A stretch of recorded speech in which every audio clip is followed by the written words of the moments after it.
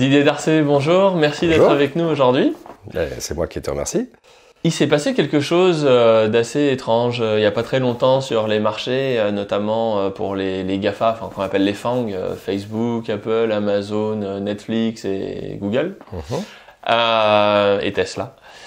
On a vu ces valeurs exploser au cours de l'été. Oui, en août particulièrement, oui. Et puis là, il y a quelques jours, on apprend qu'une société, SoftBank, donc japonaise, oui. En fait, a essayé de faire le coup du siècle sur le Nasdaq, quoi, puisqu'en fait, toutes ces valeurs ont tiré le Nasdaq vers le haut. Alors, qu'est-ce qui s'est passé en vrai, maintenant qu'on sait? Alors, on sait, bon, on sait pas forcément, il y a des rumeurs. Hein. Ensuite, il y aura des investigations, ça prend souvent énormément de temps, ces investigations. Hein. Mais l'idée, en tout cas la rumeur, c'est qu'ils ont essayé de faire ce qu'on appelle un short squeeze, en anglais. Bon, et un short squeeze, c'est quelque chose qui existe dans les marchés depuis toujours. Et le principe, c'est le suivant, c'est que vous essayez de placer votre contrepartie dans une situation intenable, de sorte qu'elle est obligée de faire quelque chose. Elle est obligée de racheter le marché. Et si elle est obligée de racheter le marché et que le prix monte, eh ben elle va elle-même, en rachetant le marché, faire monter encore plus le prix. Donc elle se tire dans le pied en permanence. Bon, voilà. Bon, l'équivalent, c'est... Alors pour arriver à une situation comme ça, il faut quand même deux conditions. C'est-à-dire que la première condition, c'est qu'il faut que votre contrepartie ait un engagement d'acheter dans l'avenir. Voilà, c'est comme si... C'est comme on appelle un call, c'est les fameuses options. Voilà, mais il faut qu'il l'ait vendu. Il faut qu'il l'ait vendu. Il faut que votre contrepartie l'ait vendu. Donc vous, il faut que vous l'ayez acheté. Bon. Alors ça veut dire quoi? L'équivalent dans par exemple dans une maison, quand on achète une maison, eh ben, on s'engage à l'acheter à terme d'un mois, par exemple, ou de 3 mois. Et l'autre s'engage à la vendre. Donc on a un engagement à terme. Alors, cet engagement à terme, d'acheter ou de vendre, dans les marchés, ça se traduit comme ça. Si vous pensez que le marché va monter, par exemple, vous l'achetez aujourd'hui parce qu'il vaut 100, et puis vous vous dites, bon, il va monter à 150, donc je vais attendre qu'il monte, et puis vous le vendez à 150. Bon. Et là, vous n'avez aucune obligation de le vendre. Donc si entre votre 100 et votre 150, il y a un grand crack et que ça tombe à 1, vous n'êtes pas obligé de le vendre. Vous pouvez vous dire, bon, ça va finir par remonter, je le garde, ça remonte, vous n'avez aucune obligation. Donc vous n'êtes pas pris par une obligation externe. Ça, c'est quand on achète une action normalement. Normalement, ça si vous l'achetez. Mais maintenant, si vous vous dites, non, et moi, je ne pense pas que le marché va monter, je pense qu'il va baisser. Donc vous vous dites, si il va baisser, ce que je devrais faire, c'est le vendre maintenant, et puis le racheter plus tard quand il aura baissé. Voilà, donc je me dis, je le vends à 100, et puis je sais qu'il va aller vers 50, et je le rachèterai plus tard quand il vaut 50. Donc à ce moment-là, ce que vous faites, c'est que vous le vendez à terme. C'est-à-dire que vous ne le vendez pas immédiatement parce que vous ne l'avez pas le titre. Vous vous engagez à le vendre à un certain moment donné, c'est-à-dire le vendre au prix que vous donnez, et vous vous engagez à le racheter, par exemple, 1 mois plus tard. Et c'est là où il y a un problème, c'est là où vous êtes dans une position qu'on appelle short, c'est-à-dire que tout ça va très bien. Si effectivement le marché baisse, au bout d'un mois, vous rachetez le titre et vous le donnez à celui à qui vous l'avez vendu et vous avez gagné la différence. Mais si le marché se met à monter, vous avez l'obligation de le racheter puisque vous êtes engagé à cela à échéance d'un mois. Donc si le marché passe de 100 à 200, vous êtes obligé de l'acheter à 200. Et puis si au moment où vous voulez l'acheter, il passe à 220, 240 et commence à flamber, vous avez l'obligation de l'acheter. Et à ce moment-là, c'est illimité. Vous pouvez avoir une perte colossale dans cette histoire-là. Donc en fait, ça veut dire quoi? Ça veut dire qu'être dans une position vendeuse à terme, c'est très dangereux. Vous êtes en risque d'être ce qu'on appelle squeezé sur une position short. Ça, c'est le risque. Bon, alors, voilà. Qu'est-ce qu'on n'est plus dessous et que le banquier appelle pour les appels de marge? Pour les appels de marge, et puis même, le banquier, ou si vous êtes dans une position de futur, c'est l'organisme lui-même qui va l'acheter pour vous parce que vous avez un engagement. Si vous n'êtes pas capable de le faire, il va le faire pour vous parce que vous avez un engagement. Au-delà de ce que vous possédez. Vous êtes endetté après. Ensuite, vous êtes endetté. Ensuite, vous avez fait, vous pouvez même perdre plus que ce que vous avez en fait en cash, quoi.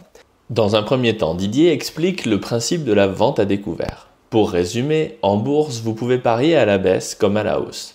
Si vous pariez à la hausse, vous achetez un titre et vous attendez qu'il monte. Si vous pariez à la baisse, vous empruntez une action au prix d'aujourd'hui et vous la vendez. Par exemple, si un liquide vaut 100 € aujourd'hui, je peux l'emprunter à quelqu'un pour la vendre immédiatement. J'ai donc 100 € en poche. Ensuite, au bout d'un certain temps, je devrais vendre l'action que j'ai empruntée pour la rendre à la personne qui me l'a prêtée. Si le prix de l'action a baissé à 60 €, j'achète une action à 60 € avec les 100 € que j'ai en poche et je la rends à celui qui me l'a prêtée. Donc au final, j'ai gagné 100 € moins 60 €, 40 €. Tout se passe bien, j'ai vendu à découvert. L'expression « à découvert » signifie que j'ai vendu quelque chose que j'ai emprunté. Par contre, si l'action Air Liquide vaut 160 € au moment où je dois la racheter, comme je n'ai que 100 € en poche, je dois en rajouter 60. Donc, lorsque l'action monte, je perds de l'argent. Voilà le principe d'une vente à découvert simple. Sur les marchés, il y a donc des spéculateurs à la hausse et à la baisse qui essaient de temps en temps d'influencer les cours du marché pour faire sauter les gars qui sont en face. Et c'est là que ça se complique. Donc ça, c'est l'énorme danger d'être vendeur à découvert. Voilà. Bon. Alors ensuite, il faut une deuxième condition pour que ça se passe vraiment mal, c'est qu'effectivement, le marché monte fortement.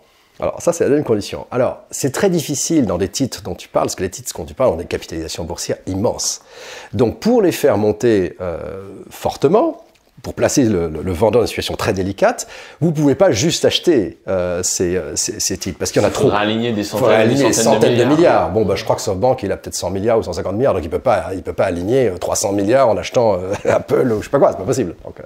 Donc il est obligé de passer par des intermédiaires en espérant qu'il y ait un effet de foule. C'est un peu comme si vous voulez convaincre tout votre quartier que, je sais pas, il y a une maladie dans le quartier. Vous n'allez pas faire du porte-à-porte auprès de tout le monde.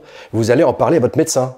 Et puis vous allez en parler au notaire, et puis je sais pas, au pharmacien, au maire, à 4 personnes, comme eux ils sont en contact avec tout le monde, et avec l'infirmière qui passe tout le monde, et ben vous allez en fait répandre le truc. Et donc ils vont faire le travail à votre place. Et l'équivalent dans les marchés, c'est souvent les marchés de dérivés. Donc les marchés de dérivés, par exemple les marchés des options, c'est un marché dans lequel vous allez finalement, avec peu d'argent, arriver à avoir une influence sur l'ensemble du marché. Donc c'est comment? Tout simplement parce que ce marché des options est lié structurellement au marché des sous-jacents. On sait par exemple que les titres actions, ils ont une certaine valeur, mais si la volatilité des titres monte, alors généralement, quand ça commence à s'agiter, les gens ont peur et donc la valeur baisse. Donc il y a un lien inverse entre la volatilité, on en a déjà parlé, et la valeur des actions. Donc si vous êtes capable de faire monter la volatilité, vous n'avez rien fait sur les titres, énormément d'opérateurs dans le marché vont se dire « Ouh là là, la volatilité monte, il y a un problème, il faut que je vende mon titre ». Le médecin achète des médicaments, donc c'est le moment de... Voilà. Donc en fait, c'est ça. Oh, le médecin a l'air mal en point, donc tout le monde va être mal en point. C'est ça l'histoire. Et donc, ils sont passés par des marchés des options pour enclencher ce phénomène qui a fait monter énormément ces titres jusqu'au moment où ceux qui devaient absolument, impérativement acheter le marché parce qu'ils avaient des positions vendeuses, ils ont été eux-mêmes courir après ce marché en achetant et donc en créant un effet encore plus fort. Ce qu'on appelle des effets de feedback positif, c'est-à-dire de récursif, où votre action va à votre rencontre. Donc vous devez acheter, mais le fait d'acheter monte le prix et ça c'est affreux pour vous parce que vous êtes vendeur. Donc ça c'est un short squeeze, bon c'est un peu technique, etc. Mais... Parce que les boucles rétroactives, en fait, sur le principe, c'est que si jamais le marché monte, il y a des gens qui doivent se couvrir contre la hausse du marché parce qu'ils ont promis la baisse ou la stabilité, et du coup ils se retrouvent à acheter pour eux ne pas prendre de risques. C'est ça. Et plus le marché monte, plus ils doivent acheter. Voilà, avec l'effet gamma là. Avec l'effet gamma qu'on appelle les options. Pour bien comprendre, mais en simplifiant énormément, dites-vous que le marché des produits dérivés, que l'on appelle des options, consiste à pouvoir parier plus d'argent que l'on en a dans la poche. Par exemple, admettons que si vous pensez que l'action Air Liquide à 100 € va monter à 140 € et que vous avez que 100 € en poche, alors vous pouvez en acheter une. Votre gain potentiel est donc de 40 € dans vos prévisions. Par contre, si vous achetez une option, vous pouvez donner vos 100 € à votre banquier qui vous propose le pari suivant. Aujourd'hui, l'action vaut 100 € et pour 5 €, je te donne le droit pendant un mois d'acheter l'action Air Liquide à 105 €. Donc, pendant ce mois, si l'action passe au-dessus de 110 €, alors vous pouvez gagner de l'argent en exerçant votre option. Par contre, l'avantage, c'est que si l'action passe en dessous de 100 €, que ce soit 80 €, 20 € ou même la faillite, 0, vous perdez seulement le prix de l'achat de l'option, à savoir 5 €. Donc, en achetant une option que l'on appelle un call, vous pouvez, avec vos 100 € parier sur la hausse du prix d'Air Liquide pour l'équivalent de 20 actions, car avec vos 100 €, vous pouvez acheter 20 options à 5 €. Par contre, si l'action Air Liquide passe en dessous de 105 €, alors vous perdrez vos 100 € en tant que prime d'assurance. Voilà, c'est une façon de jouer plus d'argent que l'on en possède. Ce qui est intéressant à comprendre à partir de là, c'est que le gars à qui vous avez acheté votre option n'est pas un parieur. C'est un courtier, un prestataire financier. Lui, son objectif, c'est de gagner de l'argent sur le service qu'il rend. Il ne veut pas être dépendant du prix de l'action d'Air Liquide. Pour lui, le problème est différent. Si l'action baisse, il gagne la prime. Mais à l'inverse, il doit se couvrir contre une hausse du prix pour ne pas courir de risque s'il veut gagner ses 5 € de commission à coup sûr. Pour faire très simple, si notre intermédiaire voit l'action Air Liquide monter, il doit en acheter une pour se couvrir au cas où son client viendrait exercer son option. C'est pour cela qu'il vend une option d'achat à 105 € lorsque l'action en vaut simplement 100. Ces 5 € de différence, c'est sa marge de manœuvre pour échapper au risque. On va dire ça comme ça. Si l'action plonge sous 100 €, il est sûr de toucher sa commission, et si l'action monte, il sait qu'il doit en acheter une avant qu'elle ne dépasse les 105 €. Lorsque le client viendra exercer l'option, il pourra vendre son action pour le payer. Et c'est là que l'on peut arriver à faire s'emballer des entreprises aussi grosses que Apple, qui vaut quand même 2000 milliards de capitalisation sur les marchés. Tout ça grâce aux options. Souvenez-vous dans mon exemple, avec une action Air Liquide à 100 €, si j'ai 100 € en poche et que j'achète des options, je peux acheter 20 options au lieu d'une seule action. Du moins, j'ai un droit sur 20 options qui correspondent à des actions. Donc, SoftBank, en achetant plusieurs milliards de dollars d'options, a été capable d'avoir un effet de levier sur le marché gigantesque. Certains parlent de centaines de milliards de dollars. Il y a d'autres phénomènes complémentaires qui viennent emballer le système quand ça réussit plutôt pas mal. Si vous arrivez à faire monter les cours, il est possible de créer une mode, comme ça a été le cas sur Tesla, et à ce moment-là, d'engendrer une bulle spéculative. Il y a aussi tout un tas d'intervenants sur le marché qui ne font pas partie du pari initial sur les options, qui ont besoin de se couvrir en cas de hausse de certaines actions ou indices.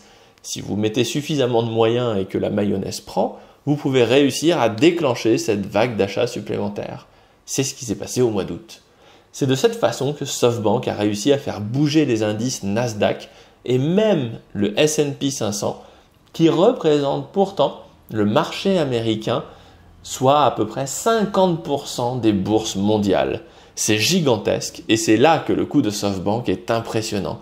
Ils ont littéralement fait bouger le monde financier. Et du coup, c'est vraiment l'effet boule de neige, quoi. Et on se retrouve avec des Tesla qui font x3 en je sais pas combien de temps. Voilà. On se retrouve avec n'importe quoi, ça explose. Bon, ben et le type qui a l'obligation de racheter sa position, il va donc la racheter même si le prix explose. Et lui-même en achetant, il va faire monter les prix. Donc on a un phénomène qui est un phénomène de squeeze. Alors ça arrive dans les marchés, c'est pas très souvent, mais ça arrive quand même tous les quelques années. Bon, ça n'a pas de signification fondamentale. Hein. Il faut pas paniquer sur un truc comme ça. C'est simplement qu'il y a eu des petits malins qui ont été squeezer le marché à un moment donné. Et dans cette occasion, comme le titre est énorme, ça a représenté beaucoup d'argent. Mais ça n'a pas de signification fondamentale. Parce que SoftBank, en fait, ça on l'a su au moment où, parce qu'ils sont une entreprise cotée, c'est une énorme boîte au Japon, donc. C'est comme aux États-Unis, il y a les formulaires 13F, ce qui sont des formulaires où si vous voulez voir ce que fait Warren Buffett, faut aller voir son 13F. Voilà. Et tous les trimestres, on sait ce que Warren a fait, parce que il le crie pas sur la place publique. Hein, s'il pouvait l'éviter, il le ferait, mais c'est une obligation légale. Et du coup, SoftBank, on s'est aperçu de leur position. Et c'est là qu'on a compris. Et c'est pour ça que les marchés ont corrigé fortement dans les jours qu'on suivi. Parce qu'ils se sont dit, oh putain, les gars, ils sont en train de nous... Donc ça veut dire que logiquement, comme SoftBank, c'est une publication, ils savaient que ce serait découvert à telle date. Oui. Donc ça veut dire qu'ils sont partis déjà. Ils ont fait le crime, ils sont partis. Ils ont fait le crime, ils sont partis. Ils ont gagné l'argent. Mais c'est pas forcément illégal. Il y a eu des indices. Il y a eu des indices que ça se passait parce qu'on a vu depuis, à partir du mois d'août, que ce qu'on appelle les positions ouvertes sur les marchés d'options montaient énormément. Ça veut dire qu'on se rendait compte qu'il y avait de plus en plus d'acheteurs et de plus en plus de vendeurs. Donc il y avait une espèce de tension entre les acheteurs et les vendeurs qui se créait. Mais c'est très important. Hein. C'est-à-dire que les positions ouvertes ont doublé. Ils ont été multipliés par 2, quoi. C'est un truc phénoménal. En plus, vu l'ampleur, la masse de valeur de ces titres, c'était énorme. Et d'ailleurs, comme c'était sur Apple, sur Tesla, sur toutes ces boîtes-là, toutes les FANG, ça a eu une répercussion sur la volatilité du S&P lui-même. du marché lui-même, de l'océan, quoi. Donc il y a un petit truc là qui se passe, puis l'océan est pris par le tour. Donc on voyait qu'il y avait quelque chose de bizarre qui se passait dans ce marché. Ensuite, qui est à l'origine de ça? C'est SoftBank, parce que ensuite on s'est rendu compte que eux, dans leur compte, comme tu dis, on s'est rendu compte qu'ils avaient été très actifs sur ce domaine-là. Est-ce qu'ils sont les seuls? On n'en sait rien.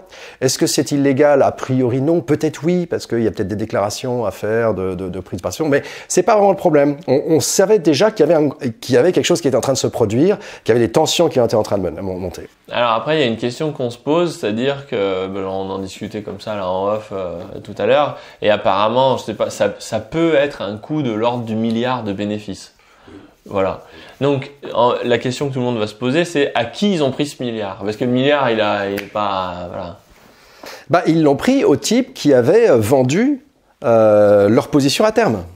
Donc des gens qui avaient des options en face. Qui avaient des options en face. Et c'est qui ces gens-là habituellement? Alors là, ça peut être très très largement réparti. Mais ça peut être des grandes banques, tu vois, des grandes banques, investment bank dans le monde. Donc ils ont peut-être été allés repiquer un peu d'argent aux banques. Il faut voir que SoftBank, c'est pas une banque. Hein. SoftBank, à l'origine, c'est un éditeur de logiciels qui s'est lancé, qui a fait de l'information technology, qui a racheté plein de boîtes, qui est devenu un monstre, et puis qui, au bout d'un moment, avait beaucoup d'argent et s'est dit, bon ben, je vais faire les prises de participation dans d'autres boîtes de technologie.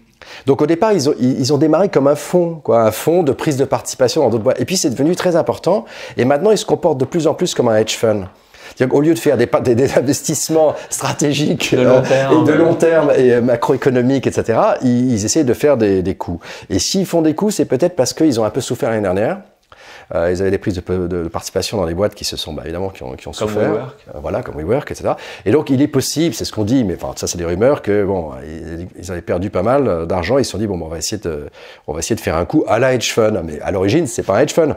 Mais quand on voit ce genre de comportement, ça ressemble fortement à celui d'un hedge fund, quand même. Et du coup, ils ont, logiquement, les gars qui étaient en phase 2, c'était des spéculateurs. On n'est pas sur ces marchés-là pour faire de l'investissement, les marchés des options. Oui, c'est des spéculateurs. Ça peut même être des market makers. Ça veut dire que c'est des gens dont le rôle est de coter les prix.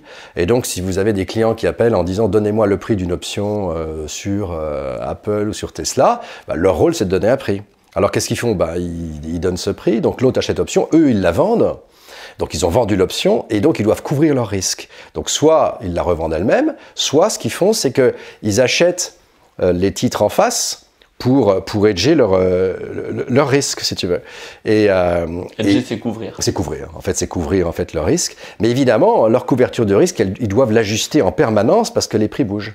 Et quand les prix montent fortement, ils doivent à ce moment-là acheter fortement. Donc en fait, les gars, alors c'est peut-être des spéculateurs, c'est peut-être tout simplement ce qu'on appelle des market makers, c'est-à-dire des gens dont le rôle est d'essayer de donner des prix dans le marché, ces instruments financiers. Donc on ne sait pas. Ça va être beaucoup plus difficile à déterminer où sont les pertes. Parce qu'en fait, la question c'est est-ce que un coup comme ça a été nocif à quelqu'un, à un bon père de famille ou à un mec qui fait son job qui est utile, ou alors est-ce que c'est juste des spéculateurs qui un coup je te prends, un coup tu me prends? Voilà. Alors a priori, c'est pas trop nocif aux pères de famille, etc. Sauf que quand même, il y a quelque chose qui est en train de se produire aux États-Unis depuis 2-3 ans, c'est que le nombre de trading, des gens qui font du trading, même sur des options, des options de stocks, est en train de monter très fortement. Donc il semblerait que ce marché, qui est par essence un marché de professionnels, est en train petit à petit de passer dans le retail.